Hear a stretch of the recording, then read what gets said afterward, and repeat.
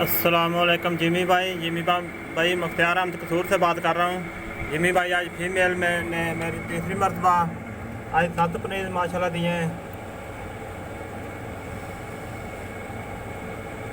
12 तारीख 5वें महीना 12 तारीख सन 2022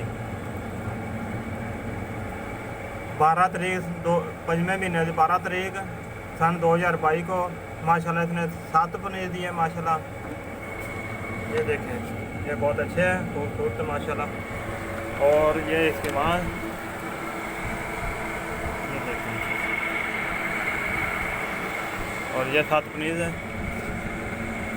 ये देखें, इसमें माशाल्लाह आज दिए हैं। और जो पिछले माह की 8 तारीख को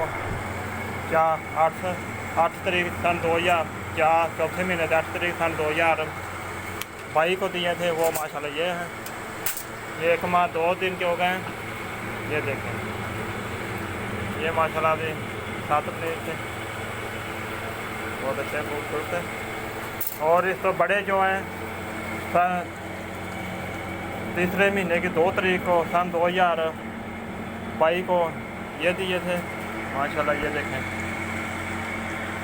ये 2 माह 4-5 दिन के हो गए माशाल्लाह। ये देखें, ये तीसरा क्लच और ये दूसरा क्लच और ये तीसरा क्लच।